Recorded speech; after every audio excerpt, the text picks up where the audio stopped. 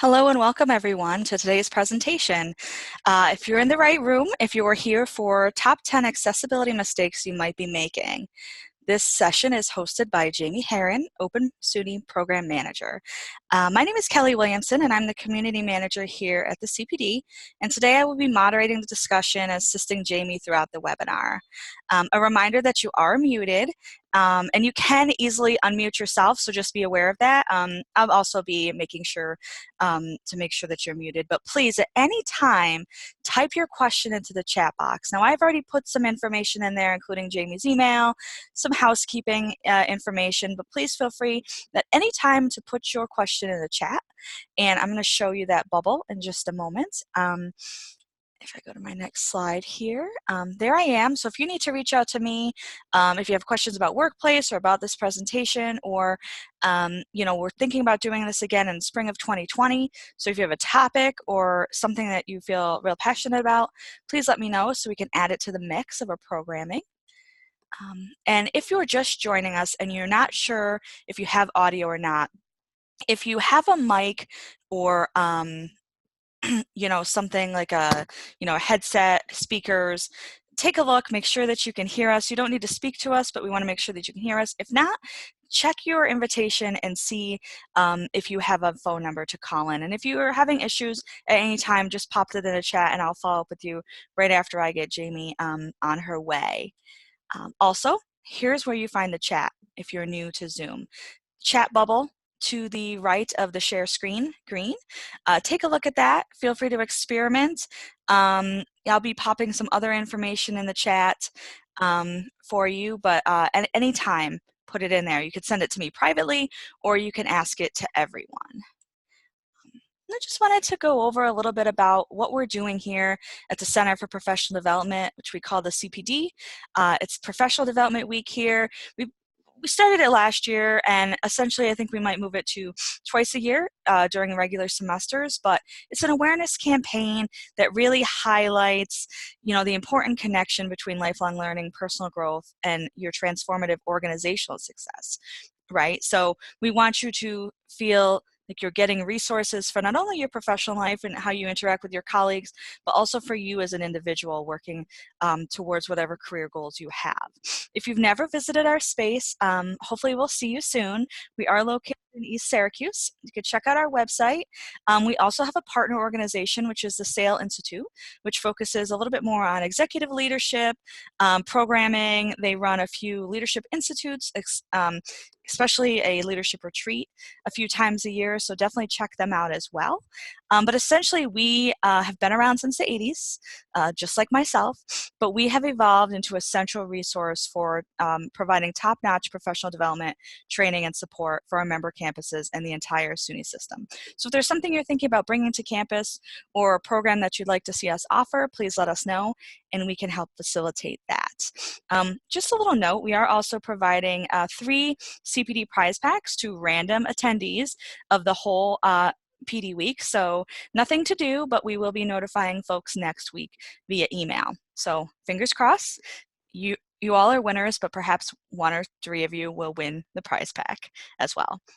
So without further ado, I'd like to introduce my colleague, Jamie Heron, Open SUNY Program Manager, and she'll be focusing and letting you all know in sort of a David Letterman style, maybe not, top 10 accessibility mistakes you might be making. So I'm going to stop my share, and Jamie, I invite you to start.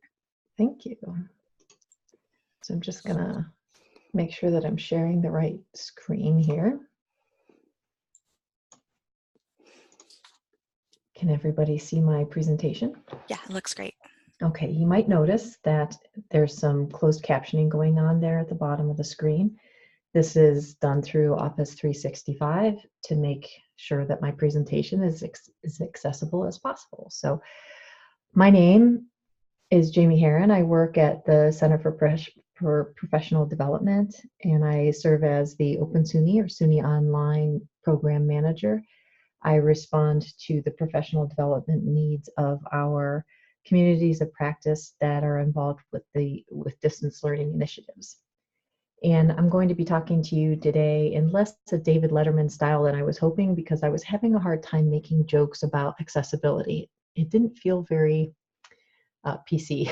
So not so funny, definitely, though, some helpful information coming up.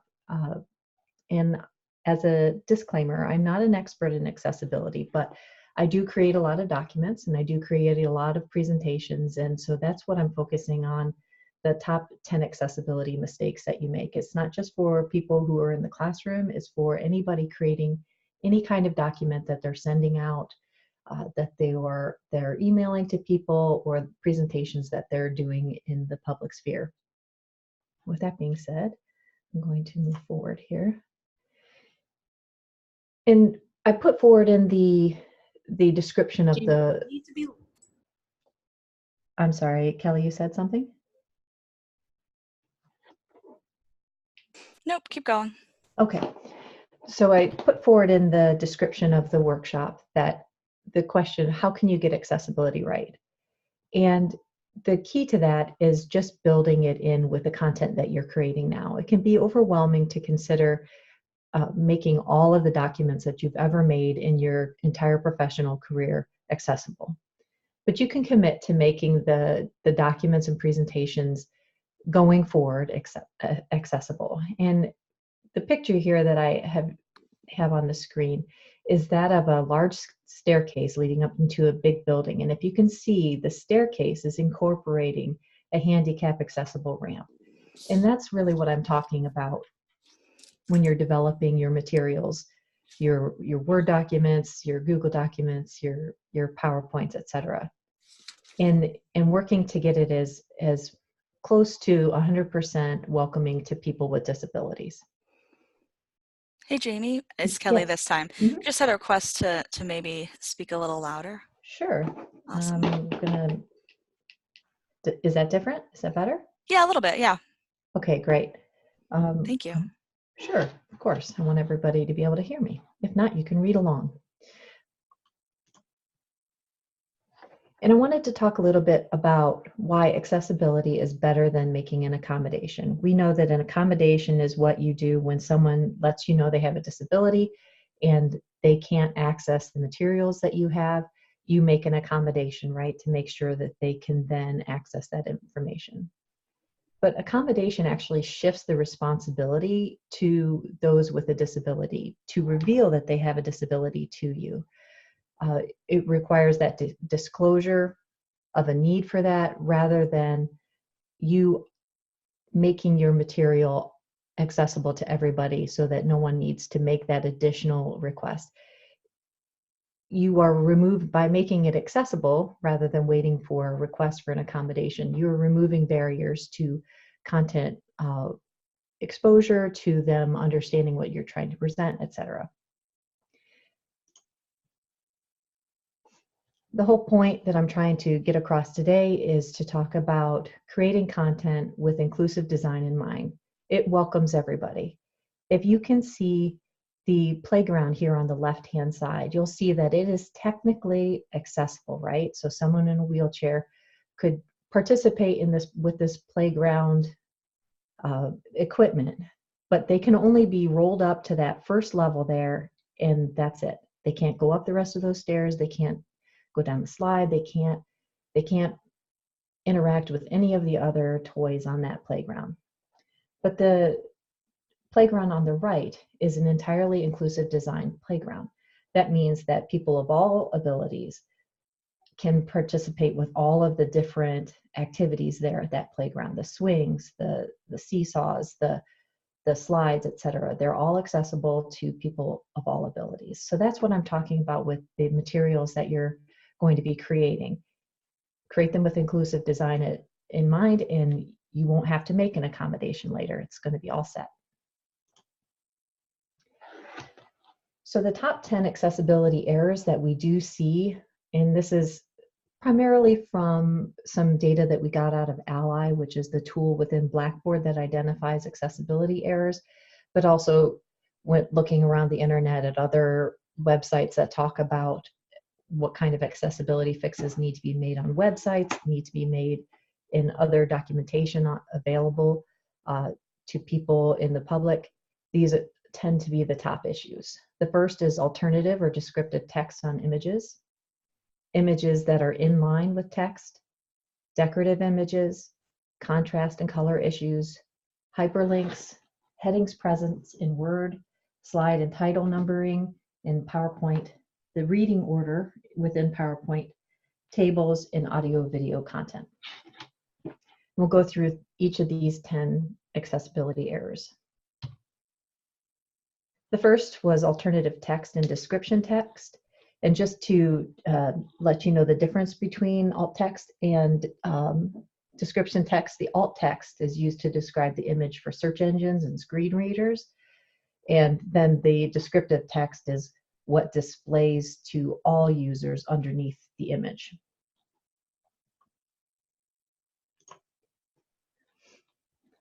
Adding alternative and descriptive text is important, and here's why. So say you were doing a presentation, or you had in your document this image that poisonous snakes and insects inhabit the area, but you didn't have alt text or a description that let a screen reader know what that particular picture meant. Someone's going to miss some critical information right there. They're not going to know that you're trying to convey that poisonous snakes and insects inhabit the area. So that critical piece of information is withheld from a group of people who perhaps have a visual disability and can't read the screen or your document, etc. Because it doesn't have an alt text or descriptive text, the screen reader doesn't see it. It skips over it. So providing that alt text gives a description, lets the person who has a visual disability, lets them know that that image is important. It lets it know what it says if you've done it right. And if you do it right, that means that the alt text should be descriptive enough to stand alone. Like, you shouldn't have to see the picture in order to understand what was presented on that image. So including that descriptive alt text, that removes that barrier to the consumption of the material. You can do this in virtually all venues where you add images, and you should try to explore that even if you're doing an email, etc., or you're working in PowerPoint, or you're working in Word, or if you're in Google Docs, etc. But you can typically accomplish the addition of the alt text by right-clicking on the image, and you'll get this box that you see here on the screen that says alt text. You can just type in 1 to 2 sentences if you need to let people know that that sign says that poisonous snakes and insects inhabit the area. And you try to make it as descriptive as possible.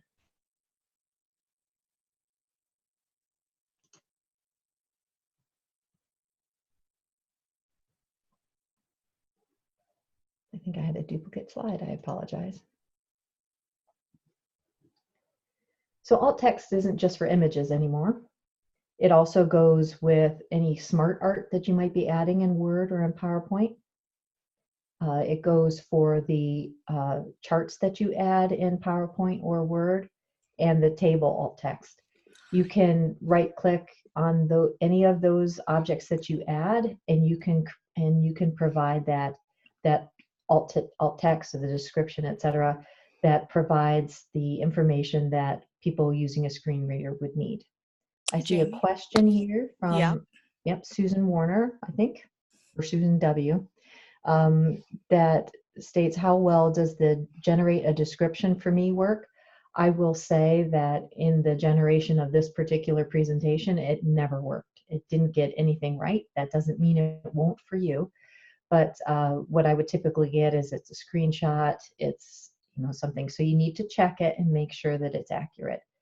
If it's generating it for you, then you're probably going to be okay when it comes up on the accessibility checker, but it truly isn't accessible for your students or your consumers of your content if you haven't made sure that the alt text matches the image that you have included. So for alt text for things like smart art and the charts and tables within Word and within PowerPoint, it's a little trickier than just right-clicking on the object itself. You have to click on the object, and then up in the menu bar at the top of both of those programs, you'll see the design bar appear, and that's where you can click select or to indicate that you need to add alt text. You give it a title and give it a description there, and that should make do. And I have to apologize, I'm using Office 365, which is a little different than, I think everybody's probably using slightly different versions of PowerPoint and Word. So if you're finding that the instructions here aren't quite matching what you have, don't be dismayed or alarmed. I have a link at the end of the presentation that has how-to documents for pretty much all of this.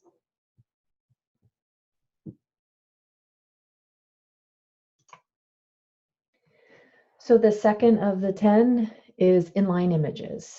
And that means that when someone's using a screen reader, if the image isn't left in line with the text, the screen reader does not read it. So if you try to do that wrapping text, or you're trying to make that image look nice, you want it to look a certain way, the screen reader is going to be challenged to read it. You need to figure out a way to make the image, to leave the image in line with text. The default setting when you add an image within Word is to have it be in line. So it takes an effort for you to make it inaccessible. So that's why it's actually kind of a good thing. Just know that I know in the past I was guilty of doing a lot of the changing how the image was like laid out next to the text, because I wanted it to be aesthetically pleasing, but now I make sure that I leave it in line. If you have changed that within a document and you want to go back through and make sure that it's accessible, all you have to do is right click on that image, and you can select in line with text as your option for the display.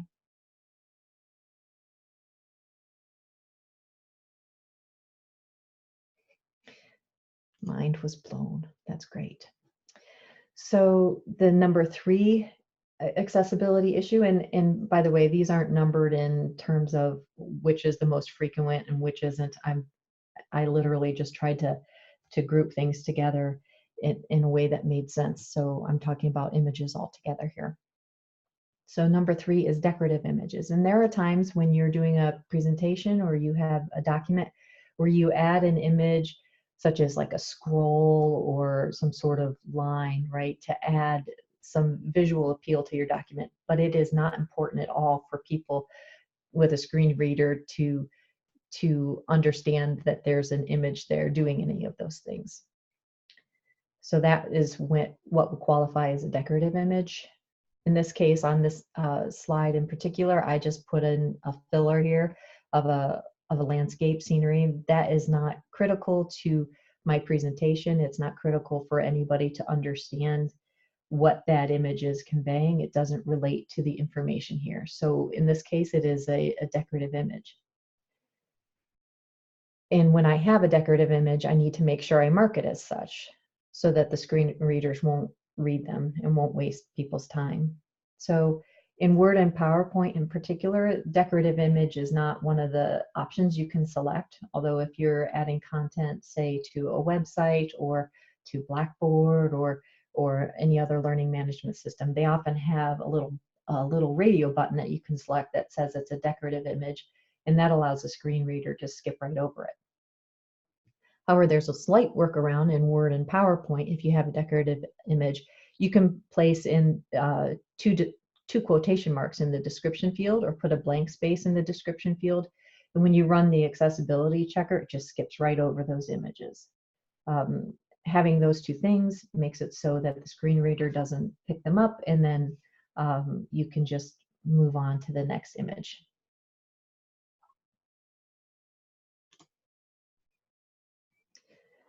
The fourth accessibility issue that tends to rear its ugly head is contrast and color. And I'll have on the next slide some examples of what is bad contrast and what is good contrast, and what are good colors and bad colors to use in your presentations and in your documents. So you can see this horrible green. I apologize for that. But I wanted to show you that the text color is not that different from the background color, which makes it incredibly difficult to read for people in general, but even more difficult for people who have a visual impairment.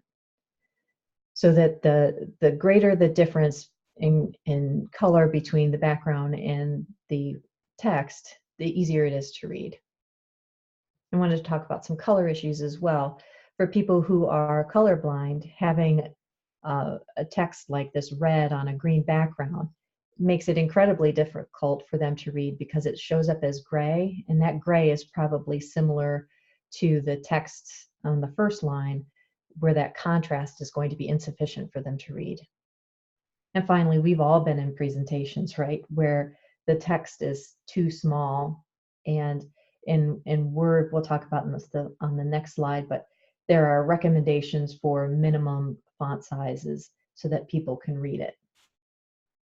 And you want to be a good presenter, you want to be a good author, right, and give people their Word documents and their PowerPoints in ways that they can consume it. So here you can see what some optimal text color and sizes are. The contrast here on the left-hand side, you can see some good high contrasting colors. Yellow with black lettering, white with black lettering, the opposite of those, and dark blue and white work really well. You want to be careful though using a lot of yellow in the background because that tends to cause eye strain for people. But if you're using it just in small bits and pieces, it's actually a really good contrasting color. You can see also the poor or low contrasting colors below. The difference between the text and the background are really low. It makes it difficult for people to determine what the text is saying. So for font size, the optimal font size for PowerPoint is about 24 points. The minimum that you want to go for is about 18 points. Anything smaller than that makes it difficult for people to read, and even more difficult when they're at a distance from the screen. And in Word, the minimum font size that's recommended is about 12 points. You could probably get away with 11, but 12 is really the optimal. And then for people with dyslexia or other reading disorders, the best font is Arial. You want to avoid any serif fonts that have the caps on the letters, and go for anything that's a sans serif font like Calibri, Helvetica, etc.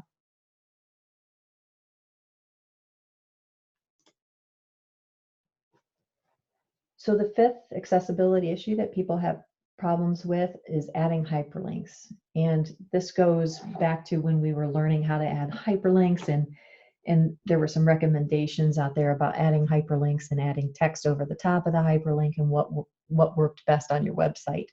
And those have been adjusted dramatically since the old days.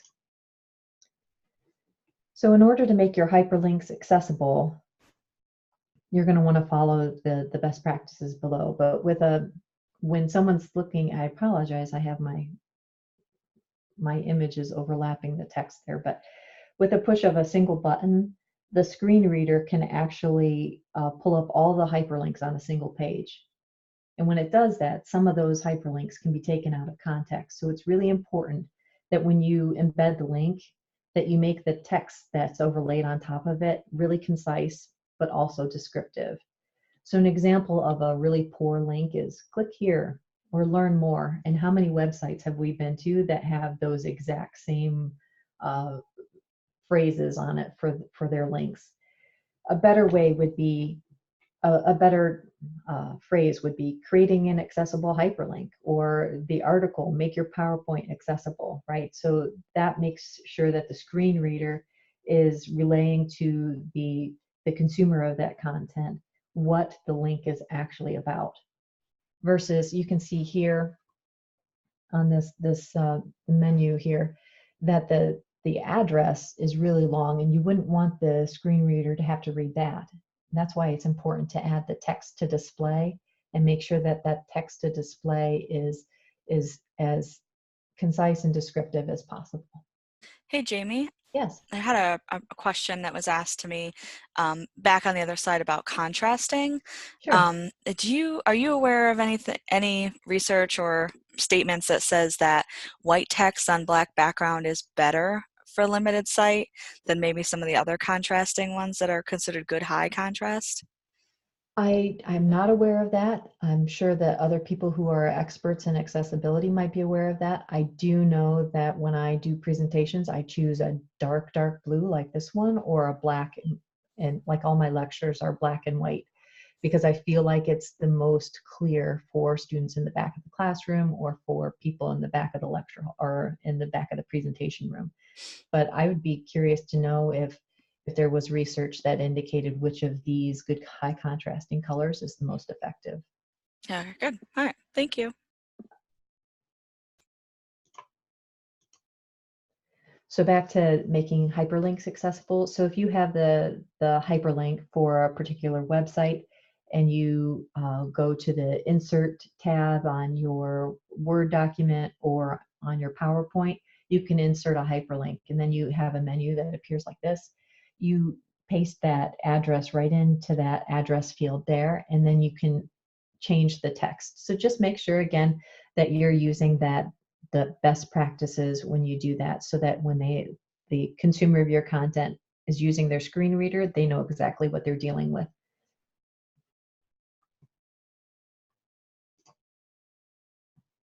Oh, another question for you. Sure. Has anyone else or have you noticed that Blackboard menus go against best practices for contrast? So there's a question, and I'm going to repeat it because this is the only way to get it captioned. Mm-hmm.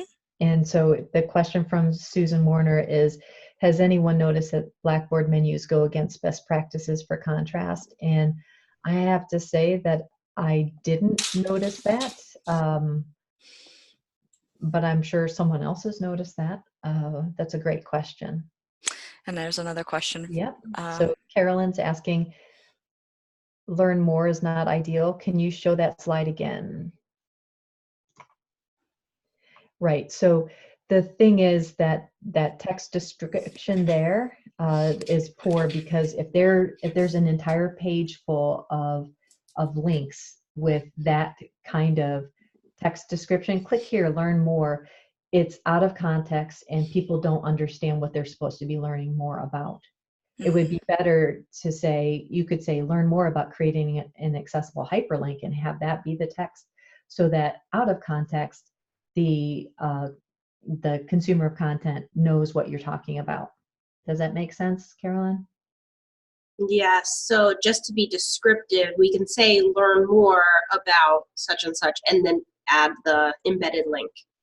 Right, underneath that text, right? So you want that to be the text that's displaying, and the addresses behind that, just like you can see here on your PowerPoint accessible. Okay, thank you. Sure.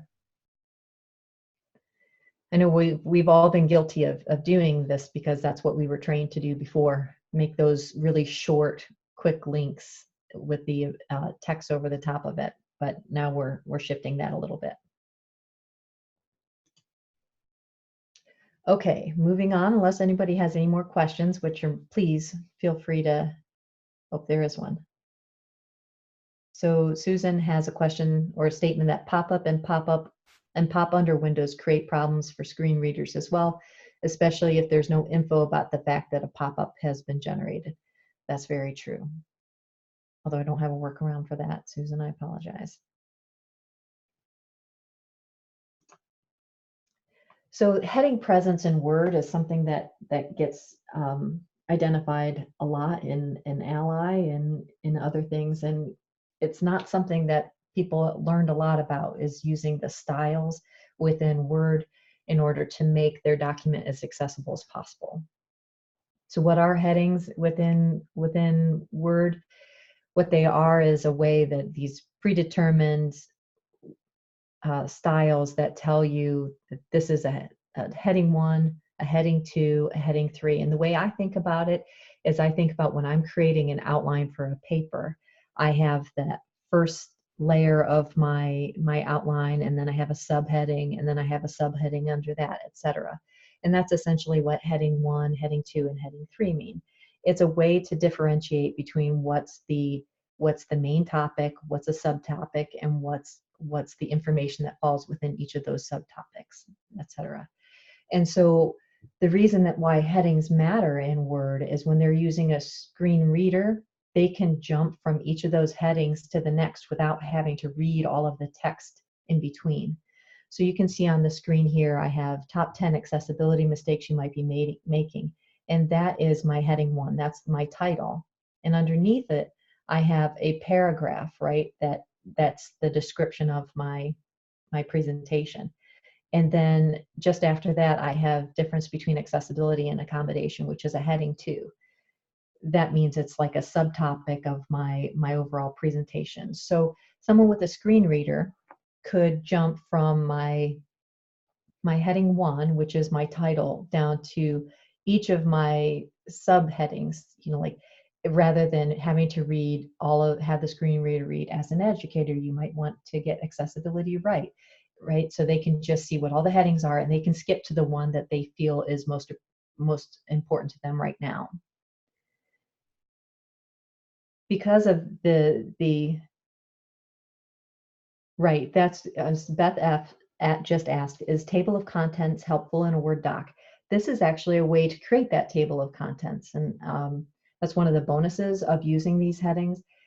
Using these headings helps you create that table of contents a little bit better, much easier. And it's a way to reorganize your document much more easily too.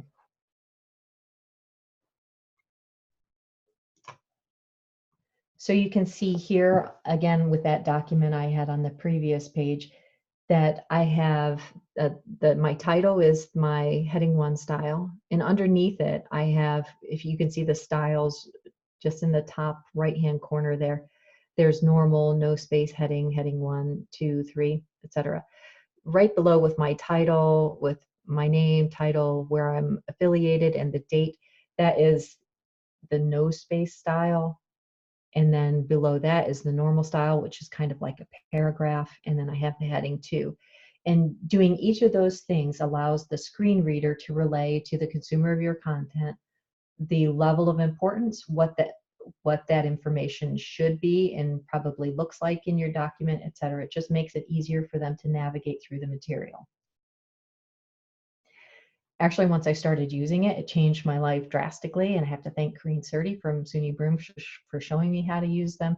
It's one of the best additions to my document creation that I've ever done. It makes things more efficient. It makes my documents look a lot better, and in addition, it makes it completely accessible or more accessible for people who have disability. So headings aren't just for outlines. Using headings for all documents, no matter how short or simple. So if you're writing a letter to someone, if you're just shooting off a memo, it's still important to use some sort of header to let screen readers know what kind of information they're about to consume. You can also use it to demonstrate quotes or emphasis, etc. I know that we get into the habit of implying emphasis with bold text, making that text slightly larger, right? Increasing the font, changing the color. But you can also accomplish this by using these styles in order to let the individual who is consuming the information with a screen reader know that there's some emphasis or something's intense or this is a quote, etc. So really it's kind of interesting to explore the different types of styles, and if you don't like this one in particular, you can make your own custom styles so that your heading and your subheadings look a particular way. And I see another question. Oh, no, I already answered that one about the table of contents. So I'm not an expert in the use of styles. I tend to use the standard one, but I know a couple of people who use styles regularly, and their documents always look amazing. So it might be worth 5 or 10 minutes of exploring how to create your own style and how to use it in your documentation.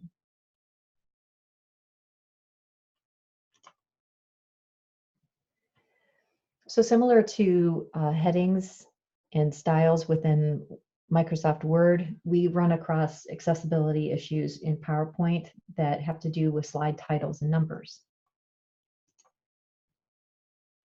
And when you use the slide layouts that are provided by PowerPoint, if you're using one of the templates, etc., you don't typically have to worry about slide titles or numbers because those are included in the kind of the template, right? So add your title here, and then there's the body of your slide, right? And you can choose from different layouts, and typically within each of those template items, you have to give some sort of title to that slide. But even though they do have the slide layouts that allow you and encourage you to add the slide titles, it's kind of important to make sure that the slide titles are different. So say I was doing a presentation on all of the Open SUNY resources that we have for distance learning professionals. I wouldn't want to use that same title on every single slide.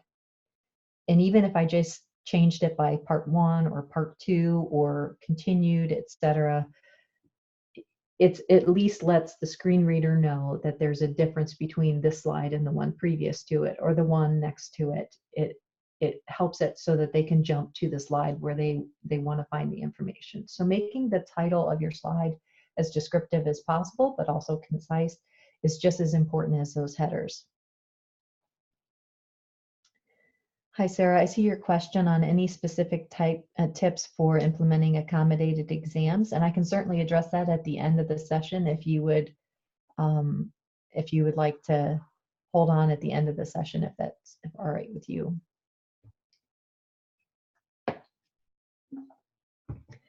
So if you don't want to use unique titles on each slide, say your presentation is one that you're not going to be using titles, it's really important that you use numbers on your slides. And that way with the slide reader or the screen reader, they can jump to the one slide that they want in particular. And to do that, you click on the Insert tab in PowerPoint and you click Header and Footer, and you can add the slide number there. And once you click Apply, it adds the slide number to whichever part of the slide you wanted to add it to.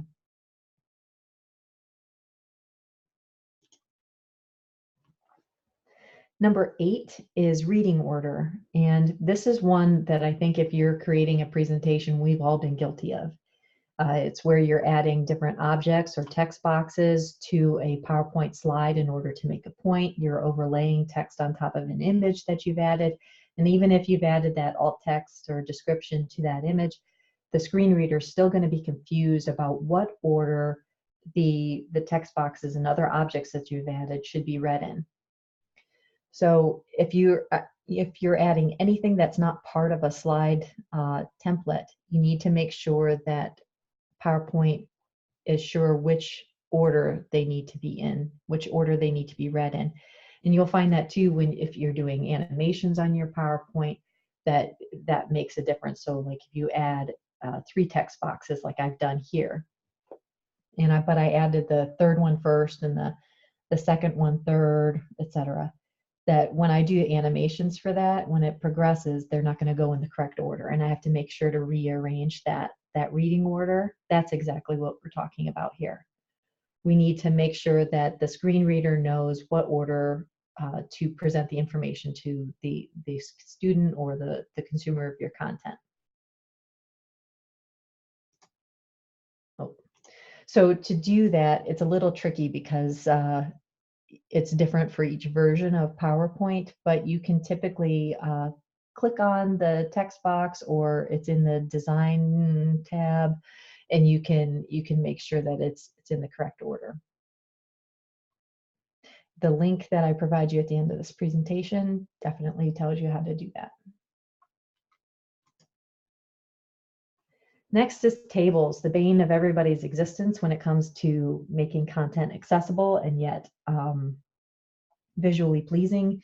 When it comes to information that you want to present in a table, it can be a little tricky, but there are some things that you can do to make it as accessible as possible and yet convey the information in a way that you want to convey it.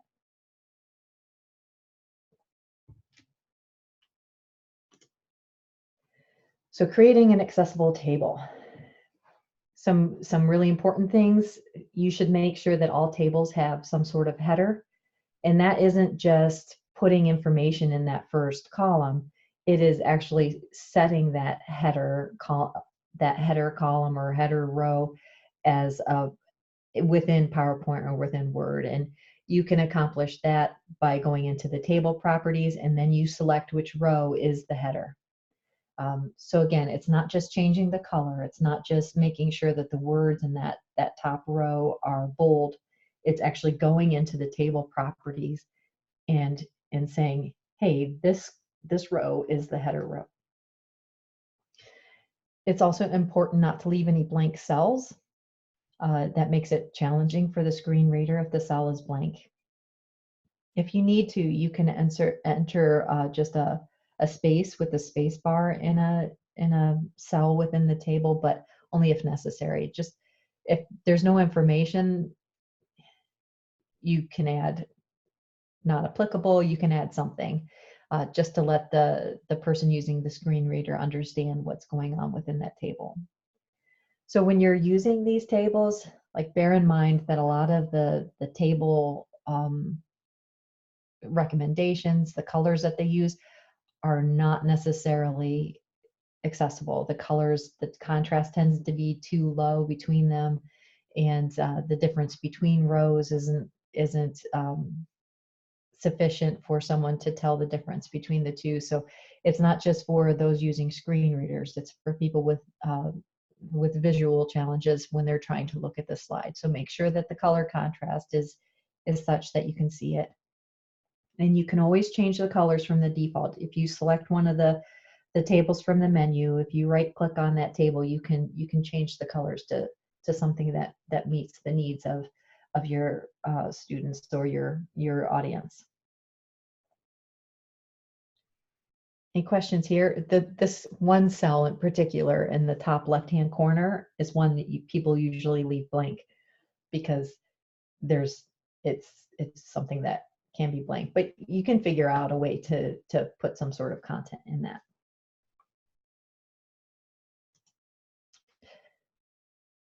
Oh, sorry, there's a question. So can I hide the cell text blank by deist? Oh, and make it white on white so it is only read by the screen reader. Oh, read by design. Gotcha. You could, but when you run the accessibility check, which I'll talk about in just a little bit, it's going to identify that you have a contrast issue. So if that makes you happy, then that's fine, and you're all right with the contrast issue coming up on your accessibility checker, that's fine.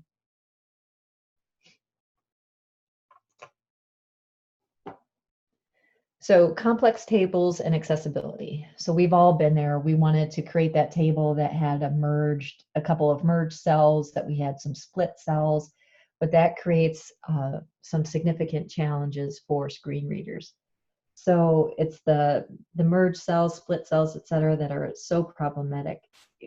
The more simply designed our tables are, the easier it is for the screen reader to relay that information. So you can see here in this table that I merged the top two right cells there in the header, and that I split the cells on the, I don't know, within the first column of the merged cells, and then all of the cells within the split cells are split cells too. So it can be pretty confusing for the screen reader, but just play around with your tables, try to figure out the simplest way to present your information. Knowing that those two things, the merged cells and split cells, are problematic, helps you to keep that. If you keep that in mind when you're designing your tables, it actually helps you to create something that's a little bit more accessible. And finally, audio and video content. And this is particularly challenging because I know many times I use content from other people that's not necessarily accessible. It's not closed captions, etc.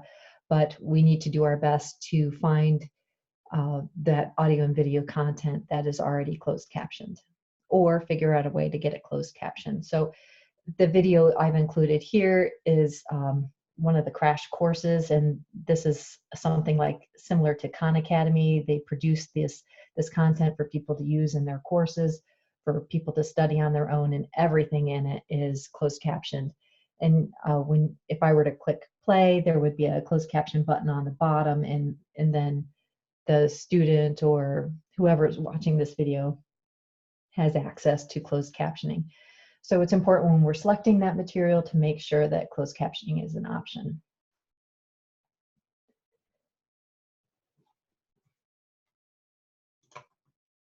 We have, in order to provide closed captioning for your own presentation, you have a couple different options. Office 365 PowerPoint offers closed captioning when it's in slideshow, and that's what I'm using today. You can see it here down at the bottom of the screen.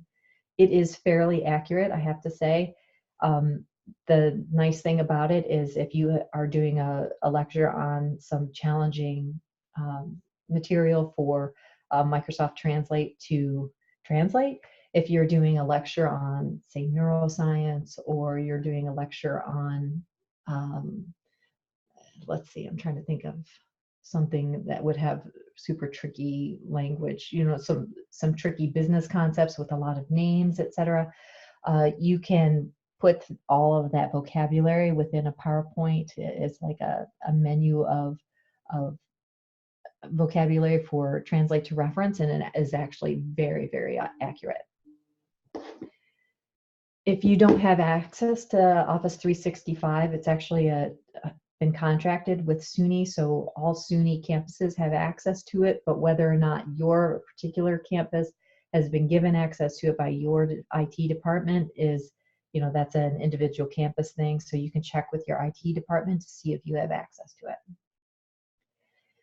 If you are doing your own presentation and you have a recording of it, you can always upload it into YouTube, and YouTube offers some closed captioning for those uploaded videos. I highly recommend that you review the captioning and edit it for errors before you launch it as a closed captioned thing.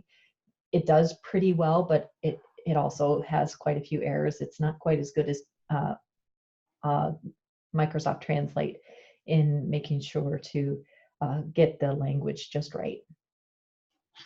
You could also check with your campus to see which captioning services they subscribe to. For example, Ensemble, I know that quite a few campuses have the Ensemble product where you can upload the video into it. It then spits back out a script, a closed captioning for that again, just like YouTube, you can edit. I've heard that it has a lot of, it's a bit more successful than the YouTube closed captioning, but I've not actually worked with it too terribly much myself.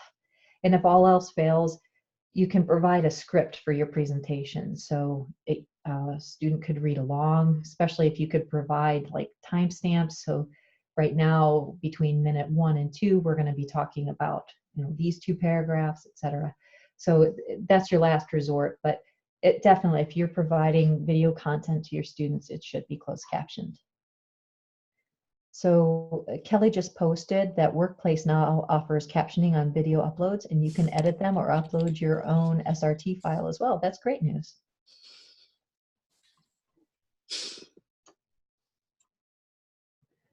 So your best friend when you're looking at accessibility in your documents and your presentation is the accessibility checker. And that's available depending on which version. If you click into this menu here, where you would go to, it's in the file menu, and you go down to check for issues, you can click on check accessibility, and we'll run through your entire document and your presentation and highlight any accessibility issues that it will that it can identify. Things like the 10 issues we just talked about earlier. It looks a little bit different in Office 365. It's a little bit easier to find, actually. But I will say it's a challenge to get everything 100%. So even if you've done everything that I just described above, sometimes the accessibility checker is going to point out some errors. So you can see here, I was working at 5:28 last night on this presentation, but also that the use captions for audio and video showed up on slide 22, and the table has merged or split cells, and I need to check the reading order on slide 19. But I know for sure that that video that I've added does have closed captioning, so I can disregard that warning because I know that that's okay. and I know that the table has merged or split cells because I intended it to look that way. And then the check the reading order, I went back through and I made sure that it was going to read 1, 2, 3. But even though I've done that, it's still pointing out that I need to go check it. So that's what I'm saying. It's really difficult to get 100%. As long as you're confident that you've done everything within your abilities to meet these warnings or to make your document or presentation as accessible as possible, then it's okay to disregard those things. And in closing, here are some additional resources for you. On the CPD YouTube channel, we have the Microsoft Translate and closed captioning video. That was a presentation done by one of the Microsoft employees on their Microsoft Translate, which I'm actually using right now to do the closed captioning below. Sorry, I have a scratchy throat. And then you can see that there was another presentation done by Danielle O'Brien and Sharon Hope on the top 10 accessibility issues and online courses. Next, you'll see the Microsoft accessibility resources, and each of these links are links to documentation on how to do the things that I've talked about in this presentation. You know, changing things to inline or using styles, etc. It gives clear documentation on how to accomplish those. Can I see your question? I'll tell you in just a minute. There's a digital equality conference coming up, and that's on March 19th through 20th in Syracuse, New York. And that conference is going to focus on digital equality issues as they relate to EIT officers, CIOs, to faculty, and to other distance learning professionals. And then I have a link here for the Electronic and Information Technology Accessibility Policy that was just approved last June. It's kind of important to read through that policy just to get an idea of what we as SUNY employees are responsible for. And coming soon, we're developing and revamping the accessibility certificate program here at the CPD. So I know that there was a question, but Kelly's been helpfully sharing all sorts of links in here. So I have. yeah. I can tell you. No, So the no, first one, oh, okay. So Ken was asking when is it a doc versus a docx? And to be honest, I think that has to do with, I don't know the answer to that question. Does anybody know the answer to that question and can share it?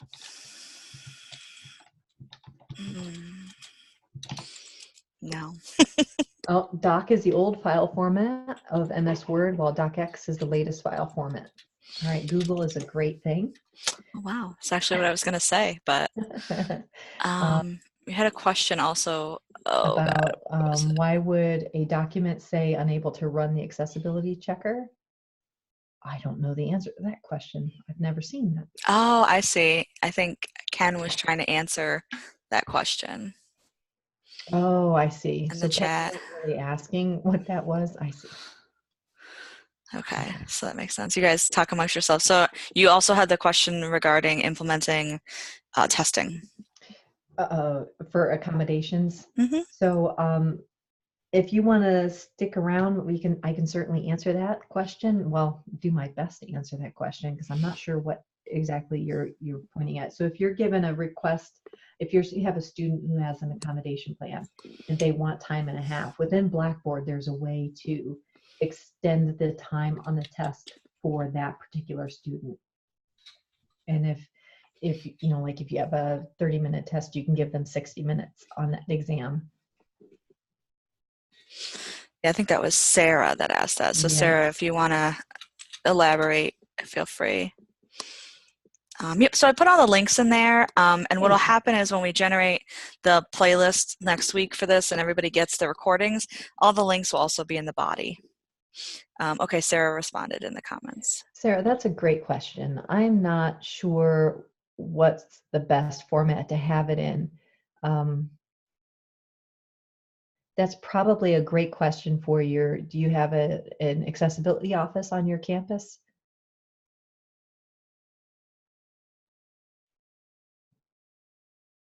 So she's asking, I'm sorry, if a student has the screen reader accommodation, what is the best format to have the test in? And in Word or PowerPoint or something else. And my guess is it's probably going to be Word, but I don't want to tell you something that's incorrect either. If anybody else on the chat has information about that, we can go ahead and answer. If not, Sarah, I will ask someone and I will get back to you if you want to shoot me an email with your name, with your, oh, you're just curious. I gotcha. Okay, so that's the end of my presentation. I can give you back 5 minutes. And if you have any questions or you want to know any more about the links that I provided you or the conference that's coming up in March, please feel free to email me at jamie.heron@suny.edu. Great. Well, thanks, Jamie, and thank you, everyone, for joining us today. I did put Jamie's email address in the chat, but she has it here as well on the screen. So please join us for the rest of the week, and we look forward to hearing from you. And please share our link when we send it to you. Much appreciated. Thank you, Jamie. You're welcome. Thanks for having me. Mm-hmm.